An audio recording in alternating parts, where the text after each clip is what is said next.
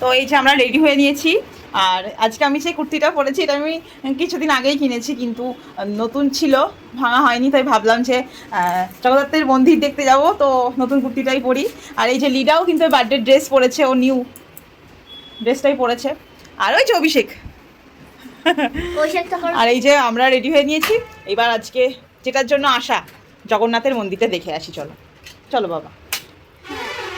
দেখেছো আমি কথাটা শেষ করলাম কি না করলাম, সঙ্গে সঙ্গে সুইচে হাত দিয়ে দাঁড়িয়েছিল, বলার সঙ্গে সঙ্গে লাইটটা অফ করে দিল।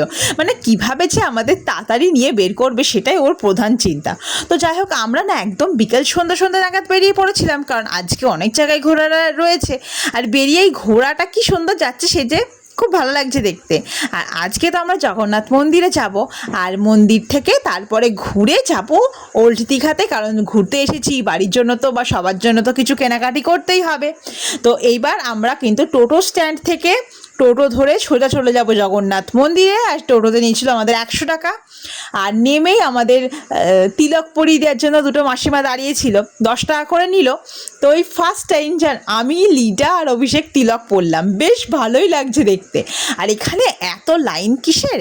এখানে জুতো রাখার লাইন, ফ্রিতেই রাখতে হয়, একটা করে ব্যাগ দিয়ে দিচ্ছে আর টোকেন দিয়ে দিচ্ছে, ব্যাগে জুতোর মধ্যে জুতোগুলো ভরে টোকেন নিয়ে আসতে হবে।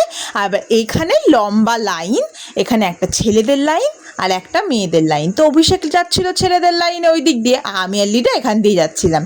আর যেতে যেতেই পেছনে মানে পরিবেশটা এত অপূর্ব লাগছিল, কারণ সবেই সন্ধ্যাটা গড়িয়ে রাতের দিকে হচ্ছিল। আর দূর থেকে মানে ঝলমল ঝলমল করছে একদম চারিদিকে, একদম হলুদ আলোয় চারিদিকটা এত সুন্দর লাগছে। আর এখানে কিন্তু কড়াঘাট, ছেলেদের লাইনে কিন্তু যারা ধূমপান করে তাদের সব কিছু কিন্তু পুলিশ মানে সার্চ করে ফেলে দিচ্ছে।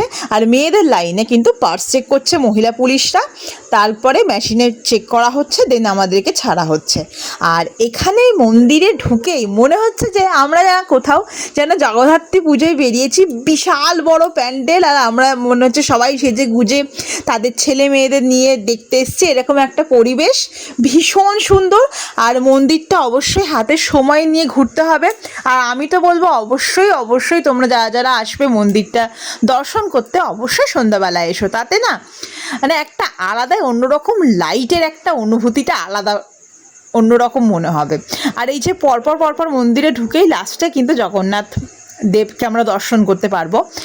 সব জায়গায় ফোন একদমই অ্যালাউ ছিল না, যেটুকু যা ভিডিও করতে পেরেছি পুরো সম্পূর্ণ ভিডিওটা আজকে তোমাদের দেখাবো। আর ভিড়টাও হয়েছিল একদম সাংঘাতিক, তোমরা আশা করছি দেখতেই পাচ্ছ যে কতটা পরিমাণে ভিড় হয়েছে। ওই যে বললাম যেটুকু যা অল্প একটু আমি তুলতে পেরেছি তাই তুলেছি।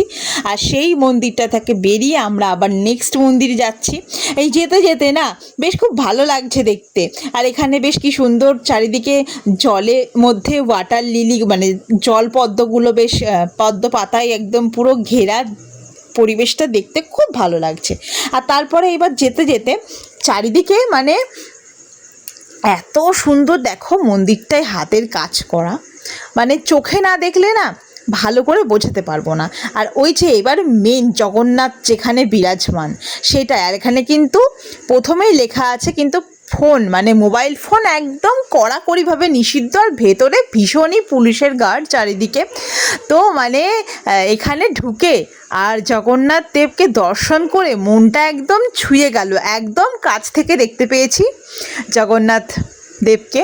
তো তারপরে সেখান থেকে বেরিয়েই মন্দিরটা দেখো, মানে আমি যতটা ভিডিওই তুলে ধরা যায় অবশ্যই তোমাদের সাথে আমি তুলে ধরার চেষ্টা করেছি।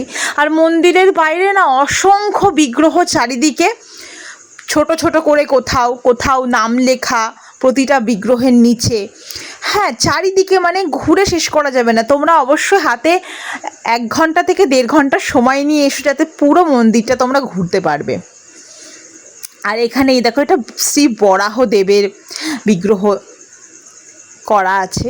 আর তারপরে না আমি আচ্ছা অবশ্য করে আমি তোমাদের সবই ডিটেলসে বলবো, সেটা হচ্ছে যে মন্দিরটা কিন্তু খোলা থাকে সকাল 6টা থেকে দুপুর 1টা পর্যন্ত, আবার দুপুর 1টা থেকে কিন্তু 3টে পর্যন্ত বন্ধ থাকে, দেন 3টে থেকে আবার 8টা অবধি মন্দিরটা খোলা থাকে। আর ওই দূরে দেখছো ওখানে কিন্তু প্রসাদ দেওয়া হয়।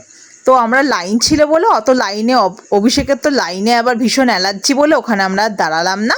ভাবলাম যে বাড়ি থেকে কিছু প্রসাদ কিনে নিয়ে নেবো বাড়ির জন্য। ওই যে ওখানে প্রসাদের লাইন, এখন ওখানে শুকনো প্রসাদ দেওয়া হয়, শুকনো মিষ্টি জাতীয় কিছু। এখন আবার ভিডিও দেখছি যে এখন নাকি হয়তো ভোগের কিছু ব্যাপারও চালু হচ্ছে মন্দিরে। আর মন্দিরটা আমি আমার ফোনে ক্যামেরা টেস্ট করার জন্য যতটা জুম করা যায় আমি মন্দিরের চূড়াটা ততটাকে জুম করে দেখলাম, না বেশ ক্যামেরাটা ভালোই, অনেকটা পরিমাণে জুম হচ্ছে। আর ওই যে হলুদ পতাকাটা তোমাদেরকে দেখাতে পারলাম, মন্দিরটা কিন্তু সত্যি মানে চূড়াটা অনেকটা লম্বা করে করা। ভিডিওয় এত সুন্দর লাগছে, সামনে থেকেও কিন্তু ঠিক এরকমই লাগছে। দেখো কতটা এই পরপর কিন্তু আমরা সবই প্রথম থেকে শেষ পর্যন্ত ঢুকে ঘুরেছি। আর ঘুরতে ওই যে বললাম, আর গরমটাও ছিল প্রচণ্ড। তো যাই হোক, ঘুরতে এসেছি, ঘোরার কাছে আর গরমটাকে নগণ্য মনে হচ্ছে, কারণ এত সুন্দর জায়গায় এসে মনটা একদম পবিত্র হয়ে যায়। তো তারপর এইবার আর বেশি দেরি করলাম না, কারণ এইবার যাব ওল্ড দীঘাতে, সেখানে গিয়ে কিছু কেনাকাটি করতে হবে। তো সময় মতন তো আবার ফিরতে হবে, কারণ আজকে আমাদের শেষ দিন। ভেবেছিলাম যে সোমবারে মানে সোমবার সকালে আমরা রওনা দেব, কিন্তু সোমবার সকালে আমরা বাস পেলাম না, তাই আমরা কালকের দিনটা সারাদিন থাকবো, রাতে আমাদের 9:30টায় বাস। তো এইবার আমরা কিন্তু আস্তে আস্তে মন্দিরটা থেকে বেরোচ্ছি।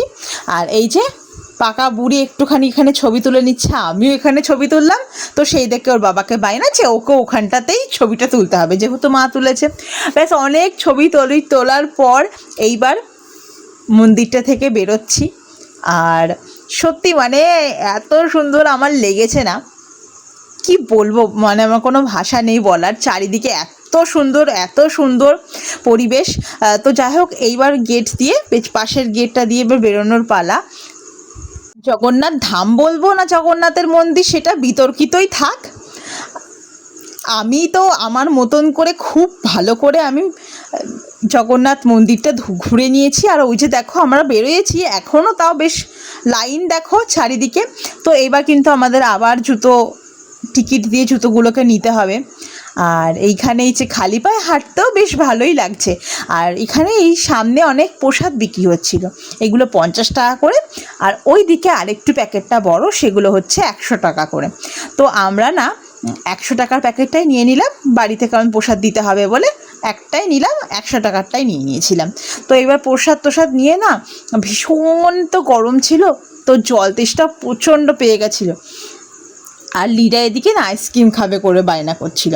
তো সেই জন্য আমরা কি করলাম, আমি আর আইসক্রিম আলাদা করে খেলাম না, ওই লিডাই খাচ্ছিল। তো সেইটাই ও একা খেতে পারছিল না বলে ম্যাঙ্গো আইসক্রিমটা আমরা 3 জনা মিলে একটু করে খাচ্ছিলাম। আর এখানে লাইনটা দেখো, কেউ রেস্ট নিচ্ছে, কেউ জুতো নিচ্ছে, কেউ জুতো রাখছে। তো সেই মানে কি বলবো। আর ওই যে অভিষেক ওখানে চলে গেছে এবার জুতোটা আনতে। তো এনে এবার ও ঢালছে জুতোটা, আর আমরা একে একে সব পরে নেব। তো এবার জুতো পরে, আর এই যে আইসক্রিম খেয়ে মুখটা কি অবস্থা করেছে দেখো, মানে এখনও ওই ছোট্ট বাচ্চাটাই রয়ে গেল। তো তারপরে আমাদের এত জল তেষ্টা পেয়ে গেছে, তো সেইখান থেকে একটুখানি ঠান্ডা জল কিনতে আর এই টোটো ভাড়া দিতে মানে তোমরা এই দীঘাতে এলে তোমরা রানিং রাস্তায় কখনোই টোটো পাবে না, স্ট্যান্ডেই তোমরা টোটোটা পাবে।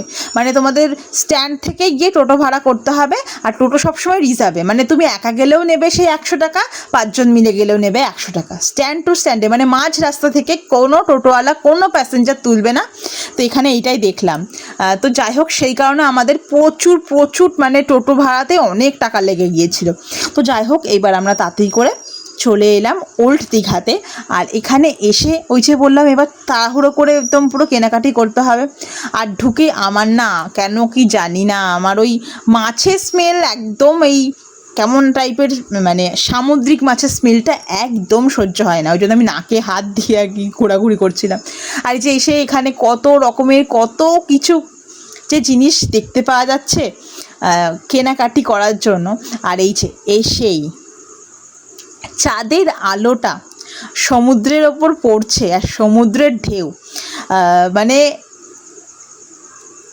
একদম মানে পুরো মনের শান্তি, চোখের শান্তি, কোথাও গিয়ে মাইন্ড ফ্রেশ, চোখটা বন্ধ করলে নিমেষের মধ্যে যেন মনে হচ্ছে সব কিছু ক্লান্তি আমার দূর হয়ে গেছে, এত ভালো লাগছে। তো সেখানে কিছু দাঁড়িয়েই তারপরে চলে এলাম তাড়াতাড়ি করে কেনাকাটি করতে।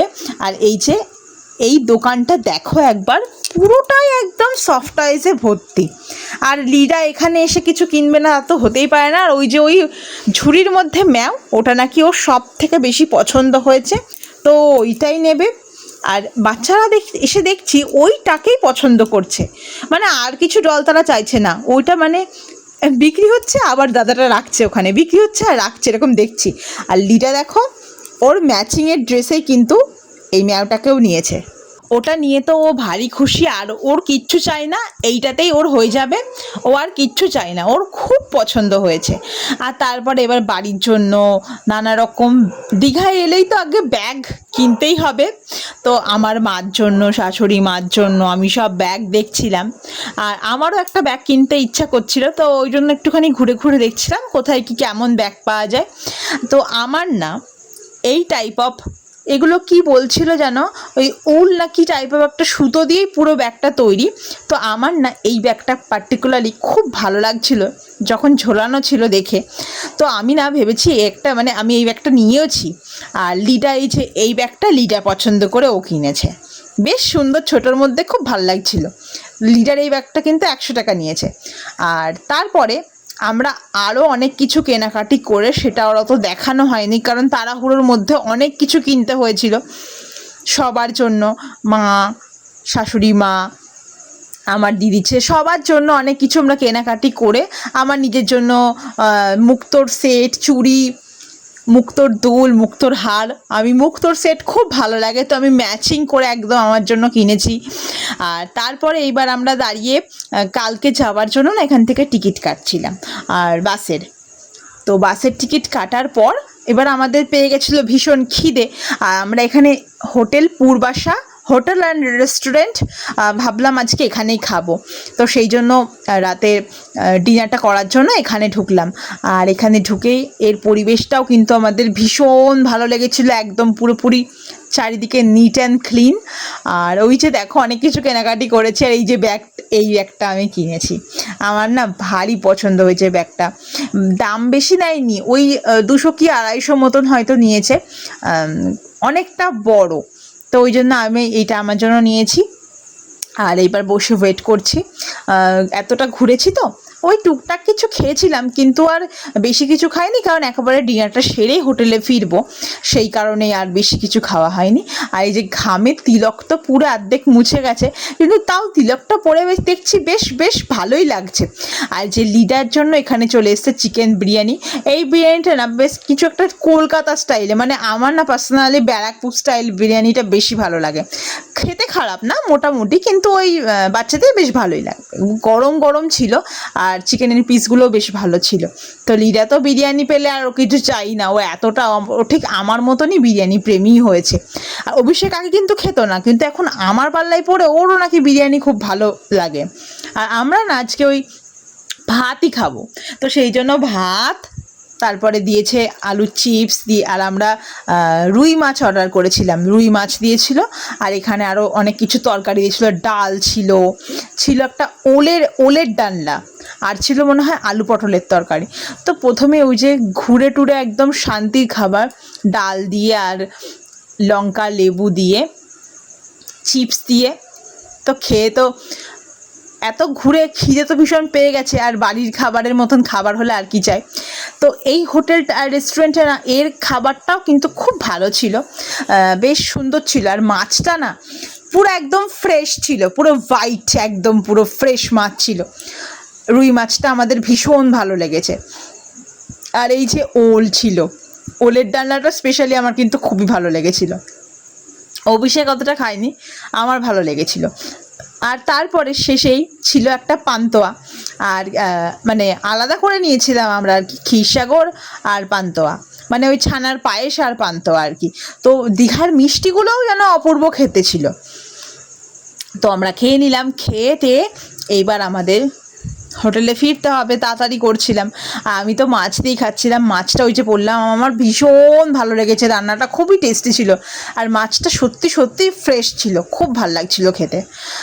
তো সত্যি মানে আমরা দীঘাতে সকাল বিকাল দুপুর যখন যা খাবার খেয়েছি, ওই সকালের ব্রেকফাস্টটা বাদে দুপুর আর রাতের খাবারগুলো আমাদের কিন্তু প্রতিদিনকার খুবই ভালো ছিল, খুবই টেস্ট ছিল, একদম ফ্রেশ খাবার ছিল।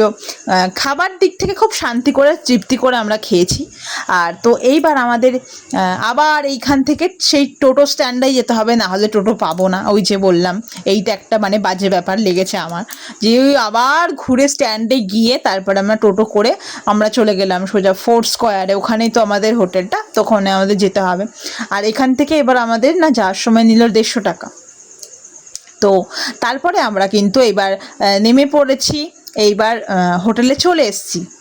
তো এইবার আমাদের বেশি ওই 10টা কি 10:30 বেজে গেছিলো হোটেলে আসতে আসতে। তো এসে এবার আমরা হোটেলে ঢুকে পড়বো। আর আজকে ভীষণ টায়ার্ড হয়ে গেছি, চারিদিকে মন্দিরে ঘুরে আবার ওদিকে ওল্ড দীঘায় ঘুরে, আর তার মধ্যে এতটা গরম ছিল। আর এই যে আমরা আমাদের হোটেলটা কিন্তু তোমাদের দেখিয়ে দিচ্ছি, আরবি রেসিডেন্সি 2। আমরা এই হোটেলেই ছিলাম। মানে আমরা যখন এই হোটেলটায় এলাম, ওই হোটেল খোঁজ করতে করতে এই হোটেলটায় একটা রুমই ফাঁকা ছিল। আমাদের স্যার কোনো সময় লিফটে উঠবে না, সব সময় আমাদেরকে হাঁটিয়ে হাঁটিয়ে হাঁটিয়ে হাঁটিয়ে সিঁড়ি দিয়ে নিয়ে যাচ্ছে। আরে সত্যি, এই যে কোনো সময় লিফটে উঠাবে না। ওর থেকে নাকি সিঁড়িতে তাড়াতাড়ি ওঠো তুমি, লিফটের থেকে সিঁড়িতে তাড়াতাড়ি ওঠে। এত ঘুরে ঘাড়ে শপিং করে খেয়ে দে হাঁটা যায় সিঁড়ি দিয়ে? তোমরাই বলো তো। বাপ রে বাপ। আর আমাদের রুম নাম্বার ছিল 305। আর আজকের ভিডিওটা তোমাদের কেমন লাগলো অবশ্যই কিন্তু জানিও। আর অবশ্যই নেক্সট পার্ট নিয়ে তাড়াতাড়ি আসবো।